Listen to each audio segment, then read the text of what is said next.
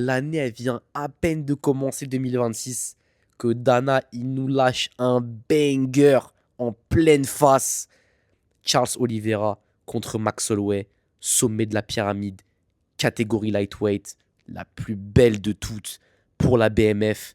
On voit ça maintenant. Bon, Charles Oliveira contre Max Holloway, il y a beaucoup de choses à dire, les gars. Il y a beaucoup de choses à dire. Déjà, vous me connaissez, hein. Je suis un énorme supporter. Je suis un fervent admirateur de Charles Oliveira parce que, au-delà d'être un combattant, Oliveira, c'est une source d'inspiration. C'est-à-dire, quand tu regardes son passif, son background, là d'où il vient, le fait est qu'il a frôlé la mort. Il était en fauteuil roulant pendant plusieurs années, étant jeune. Ce mec-là, il est illuminé par Dieu. Et il le dit lui-même, hein. Et soy iluminado par Deus. Je suis illuminé par Dieu. Il peut rien lui arriver. Il a beaucoup de défauts. Voilà, c'est un combattant extraordinaire, mais il a beaucoup de défauts. Et de l'autre côté, on a un Max Holloway. Et Max Holloway, en fait, c'est un combattant. Moi, j'aime beaucoup l'humain. C'est-à-dire, Max, j'aime beaucoup l'humain. Bon père de famille. T'as vu, une personne très humble. Il se met pas forcément en avant, etc. Mais Max Holloway, les gars, avec tout le respect que j'ai pour lui, hein, moi, je le trouve vraiment. Je le trouve pas. Je le trouve pas à la hauteur de son statut. Dans le sens où, je vais m'expliquer, hein, je vais m'expliquer. C'est un Hall of Fame. Il n'y a rien à dire par rapport à ça. C'est l'un des meilleurs de sa catégorie all-time en feather. Mais je sais pas. Il a perdu 2 fois contre Poirier. Une fois par soumission. Une fois par décision. Et c'était flagrant. Il a perdu 3 fois contre Volka. Bon, tu me diras, c'est le GOAT de la KT feather. Mais 3 fois, ça fait beaucoup quand même, tu vois. Récemment, il a gagné contre Poirier, c'était même pas un Poirier à 20%. Il a gagné contre un Gaethje qui avait un œil en moins. Moi, Max, moi en fait, je sais pas. Ça veut dire que j'ai beaucoup de respect pour l'humain, comme je te l'ai dit précédemment, pour le combattant. Mais pour moi, contre un Oliveira, genre, il n'y a pas un monde, il n'y a pas un multivers où Max il ressort avec la BMF. Genre, impossible. On va faire un descriptif des points forts et des points faibles de chacun, de l'un et de l'autre. Déjà, on va commencer par Max. Max, striking exceptionnel. Je pense potentiellement l'un des plus grands striking de l'histoire de l'UFC. Sans aucun débat contestable possible. Un menton en acier. Bon, tu me diras, récemment, il s'est fait éteindre par Topuria. Une première en carrière, en vrai. Une première en carrière, on va pas lui jeter la pierre, on va pas lui porter l'œil. Une première en carrière, bon, Topuria, c'est Topuria, il est hors catégorie, bon, voilà. Un gros menton, en tout cas. Voilà. Ensuite, il a aussi il a une grosse fanbase. Parce que mine de rien, bon, tu connais, patriote américain. Non, Max, c'est un anglo-saxon, vraiment porté par le public. Tout le monde l'aime, Max. Même moi, je l'aime, Max. Tout le monde l'aime, Max. Donc, franchement, Holloway, c'est un mec, il a énormément de qualité. Il a une qualité aussi qui est très sous-cotée, c'est son déplacement latéral. Je vous invite à aller regarder le combat contre Topuria, je pense qu'on l'a tous déjà vu. Mais contre Topuria, en fait, il a un truc qui faisait tellement bien, mais c'est ne jamais se laisser enfermer contre la cage. C'est toujours se déplacer, utiliser l'espace à son avantage. Et ça, c'est un détail, retenez-le bien, parce que je pense vraiment que contre Oliveira, ça peut être l'un des game changers du combat. Après, il a quoi d'autre? Il a une très très bonne défense de lutte, dans le sens où quand tu regardes au niveau de la morphologie, Max, il est très ectomorphe, il est très fin. C'est l'un des plus légers, c'est l'un des plus maigres de la catégorie quand tu le compares à un Gaethje qui est énorme, à un Oliveira qui est énorme, à un Islam qui est énorme. Bah, je trouve que Max, il est très fin. Il est très fin. En fait, il mise vraiment tout sur son cardio, son explosivité et sa vitesse. Et franchement, à juste titre, hein, parce que ça lui a toujours servi et ça a toujours joué en sa faveur dans sa carrière. Bon, maintenant, par rapport au point faible, bah, Max, en termes de JB pur, vraiment, là, on parle du sol pur. Les gars, Max, c'est restreint, les gars. Franchement, pas trop de soumission, pas de lutte offensive en chaîne, pas de position dominante. Le sol de Max, il est vraiment. il est vraiment faible. On va pas se mentir. Je vais pas dire faible parce que bon, voilà, il se débrouille vraiment bien. Il a des bonnes positions de base. Mais quand on pousse en profondeur, les gars, Holloway, c'est restreint. Franchement, moi, je vous dis, il n'y a pas de sucre, il n'y a pas de sel. Je le vois. Franchement, en fait, contre un Oliveira, parce qu'on va revenir sur Oliveira juste après. Contre un Oliveira qui est justement, lui, trop loin au niveau du sol. Pour moi, le meilleur de tous. Le meilleur de le GOAT hein, pour moi de l'UFC en termes de sol, devant un Khabib, devant un John Jones, en termes de sol brut, moi Oliveira je le mets devant tout le monde. Et c'est là où subsiste une question, Holloway malgré toutes ses qualités, mais est-ce qu'il peut exister contre un Oliveira qui est 2 fois plus massif, 2 fois plus puissant, qui met une pression constante. Et Oliveira, on l'a vu. Oliveira, si tu l'éteins pas sur un coup, comme l'a fait Topuria, comme l'a fait Islam, mais il va te tuer. Il va te souiller, il va te puiser ton âme. Le seul en date que j'ai en tête là, maintenant, là, qui a réussi à, à, à battre Oliveira, on va dire battre, hein, sur la décision, c'est Tsarukyan. Mais déjà, Max n'est pas Tsarukyan. Déjà pour commencer. De 2, Tsarukyan, pareil, lui, le bonhomme, il est hors catégorie. Et de 3, les gars, Tsarukyan, il a failli laisser son coup, hein. Les gars, c'était un combat de malade. Franchement, la victoire, elle aurait pu aller à l'un comme à l'autre. Je pense quand même que Tsarukyan, il prend le combat. Mais dans le combat, genre Oliveira, il pouvait soumettre Tsarukyan 2, 3 fois. Sur la guillotine aérienne, sur le triangle fin du 2e round et sur le Dars Anaconda bizarre à la fin du 3e. Donc bon, par rapport à Oliveira, on va revenir sur Oliveira. Ses points forts, c'est lesquels? Les points forts de Oliveira, mais c'est son sol. C'est-à-dire, bon, en termes de lutte brute, lutte libre, il n'est pas forcément ouf, mais je trouve qu'en Gréco, il est vraiment pas mal. Il a vraiment fait des gros progrès, collé à la cage. Les gars, son jiu-jitsu brésilien, les gars. En fait, le jiu-jitsu brésilien de Charles, pourquoi est-ce que c'est un cheat code? Parce que son jiu-jitsu brésilien, il est tel que même qu'en ayant des trous et des failles monstres dans son jeu, tu vois, le menton, etc., on y reviendra après, mais son sol, il est tellement brillant que je vois. En fait, s'il met la main sur. Tu vois, s'il l'attrape comme ça, là, s'il met la main sur Max, s'il l'amène au sol, de par sa supériorité physique, morphologique, en fait, vous voulez que Max, il fasse quoi? Les gars, je tiens à préciser d'ailleurs, les gars, Max, il s'est fait soumettre par Poirier. Bon, après, il y a la circonstance atténuante, il était jeune, etc. Poirier, c'est un ceinture noir de JB. Hein. Je vais pas commencer à critiquer, à tirer sur les gens. C'est un ceinture noir de JB. Chose que je ne suis, que beaucoup de personnes ne sommes pas.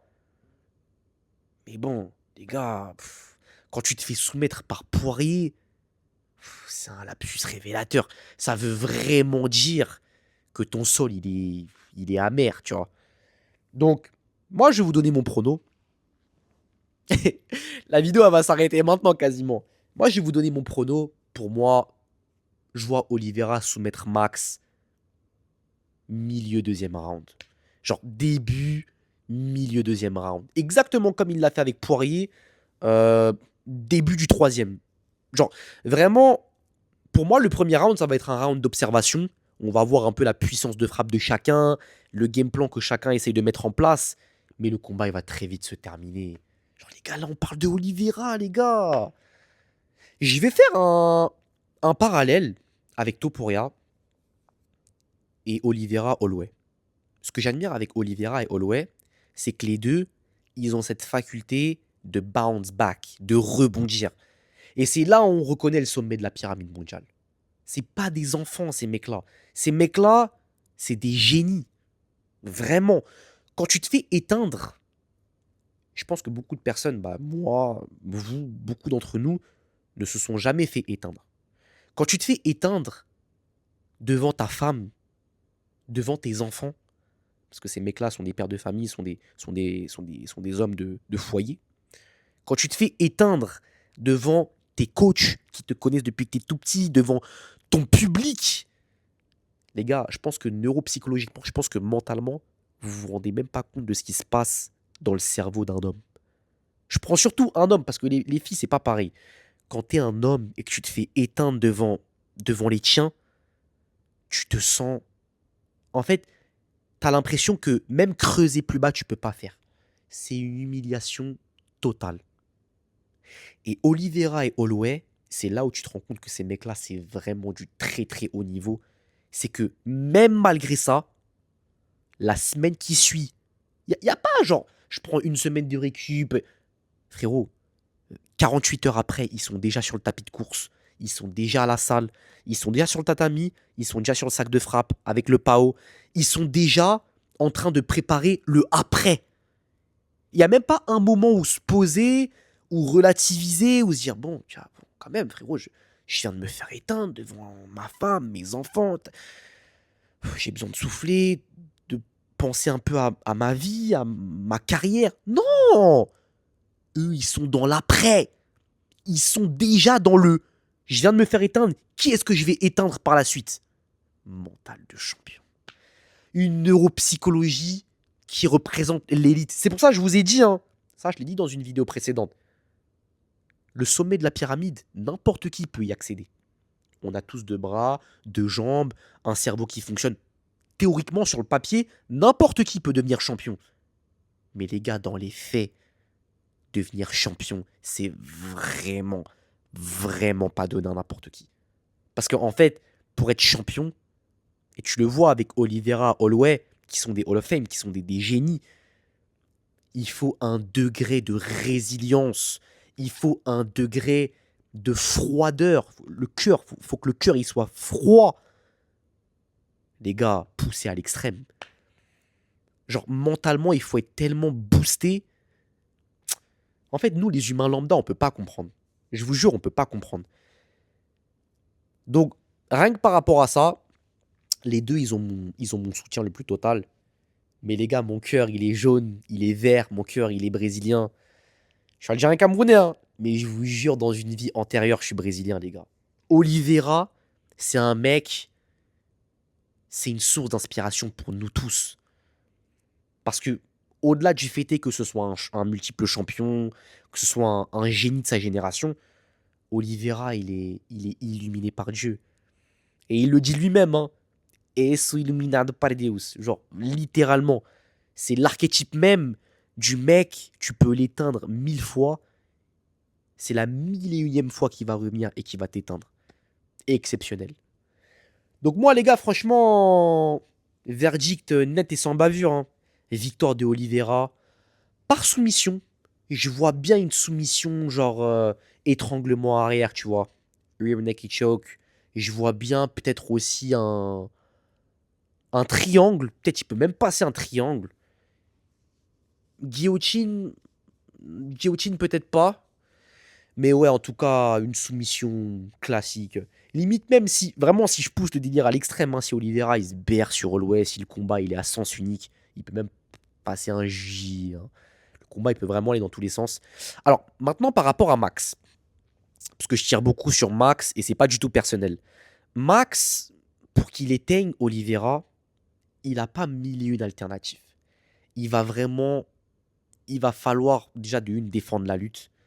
Va falloir montrer à Oliveira que ça va pas être une partie de plaisir. Tu vas en avoir pour ton argent, mon pote. Et Max, pour qu'il éteigne Oliveira, ça va vraiment être sur une combinaison en 1-2. Tu vas vraiment y rentrer rapide. Sur une feinte de jab, overhand. Sur un bras arrière vraiment fracassant. Mais là, on parle vraiment d'un pourcentage minime, t'as vu. C'est Moi, je l'aime bien, Holloway. Mais si on prend la rationalité pure, les chances que Holloway s'il puisse réussir, elles sont restreintes. Donc, moi, verdict net, je mets Oliveira par soumission. Et maintenant, on va passer au après. Parce que moi, dans ma tête, Oliveira, je le visualise déjà avec la ceinture. Je le visualise déjà en train de taper sa célébration, etc. Je sais ce qui va se passer. Maintenant, moi, je vise le après. Déjà, le après, BSD qui monte en puissance. Je ferai une vidéo sur BSD, sur sa résilience. BSD qui monte en puissance. Donc, pour moi, ça va être BSD Holloway. Voilà. Pour un gros fight aussi, pour tester un peu BSD. Parce que la dernière fois qu'on lui a mis un top 5 BSD, on a vu comment ça s'est fini. Hein, demande à Poirier, il va vous dire. Oliveira avec la BMF, les gars, c'est simple. Pour moi, c'est un title shot. Hein. Genre, Oliveira avec la BMF, de par la crédibilité qu'il a vis-à-vis des fans, vis-à-vis de Dana, l'estime qu'il a dans son cœur, de par la légende qu'il est, recordman de soumission, etc. Oliveira avec la BMF, pour moi, ça part en title shot direct. Hein. Et là, on a un dilemme. Ça veut dire soit Topuria, il reste en lightweight. Et alors là, bon, ça va être une guerre. Ça va être une guerre. Ou alors, Topuria, il monte aller chercher Islam. Franchement, j'espère que ça va se passer comme ça. Topuria, il monte chercher Islam. Il laisse la ceinture vacante, donc ça veut dire à Gaethje ou à un autre. Voilà, en tout cas, il laisse la ceinture vacante. Et Topuria, il va prendre Islam. Et là, Oliveira, title shot contre un Gaethje, contre un... Allez, ouais, contre un Gaethje en vrai. Hein. Et là, ça part en soumission fort. Comme la première fois. J'espère que ça va se passer comme ça. Parce que pour moi, c'est... S'il y a un mec qui doit récupérer sa ceinture, s'il y a un mec qui doit redevenir champion en 2026, c'est Oliveira. Je lance la propagande. On est tous derrière lui. Et pour moi, s'il doit récupérer sa ceinture Oliveira, ça va vraiment être dans ce scénario-là. Ça veut dire Topuria qui monte, Oliveira qui bat Holloway, il a la ceinture BMF en argent, il va aller chercher la ceinture en or, lightweight, et aller chercher un exploit, hein, de redevenir champion une troisième fois en battant un Gaethje. Pour moi, c'est largement à sa portée. Et après, t'as le facteur X, t'as Tsarukyan. Bon, Tsarukyan, ça c'est un mec, je ferai une vidéo sur lui un peu plus tard, par rapport au weight cut, comme quoi il veut descendre en 66, bref, ça c'est encore un autre débat. Mais Oliveira qui prend la ceinture à Gaethje et qui défend sa ceinture, première défense de titre contre Tsarukyan, ce serait magique les gars. Oliveira, Tsarukyan, la revanche, moi je l'attends celle-là. Je l'attends parce que déjà de une, je comprends même pas comment ce combat-là on en ait pu le mettre en 3 rounds. Ça c'est pas normal ça les gars. Ça normalement un combat comme ça, peu importe l'enjeu, peu importe, ça doit aller en 5 rounds. Ça c'est des combats qui représentent l'élite. Donc Oliveira qui bat Gaethje. Non, on reprend depuis le début. Oliveira qui bat Holloway. Ceinture BMF autour de la taille. Oliveira title shot contre Gaethje parce que Topuria lui est monté en welter. Oliveira qui bat Gaethje. Ceinture en or autour de la taille. Défense de titre. Toc Toc qui est là. Arman. Et là, combat en 5 rounds. Oliveira, Arman. C'est les étincelles. Pour moi, c'est la magie. Mais même en 5 rounds, hein, moi je vois Oliveira, les gars. Moi je vois Oliveira. Pour moi, cette année, c'est son année. Il a trop morflé, Oliveira. Donc là, vraiment, je le vois vraiment arriver au sommet. Et Max contre BSD, du coup, je vois une victoire de BSD. Je pense que Max, là, il est vraiment sur la fin. Je le vois pas aller chercher un cran au-dessus.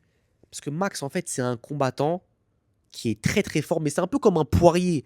Genre, il lui manque un truc pour être champion. Il lui manque vraiment ce micro centième de détail. En tout cas, en catégorie lightweight. Il a été en feather, mais je pense qu'en lightweight, il lui manque vraiment cette petite parcelle d'étincelle. Donc voilà. Prono, les gars. Oliveira, victoire par soumission. Deuxième round, troisième round. Net, sans bavure. Et puis voilà. Les gars, dites-moi ce que vous en pensez. Je serais curieux de voir vos avis, mais bon, je pense que tout le monde est plus ou moins d'accord. Hein. Je sais pas s'il y a des gens qui pensent que Holloway va gagner contre Oliveira. C'est possible, je pense qu'il y a toujours des gens un peu à côté de la plaque. Mais non, Oliveira fort, on est dans le train fort. Et cette année, c'est pour lui, hein, les gars. Les gars, on est ensemble. Yeah, without the beat lately, I ain't been wavy. That cloud around me like storm is on.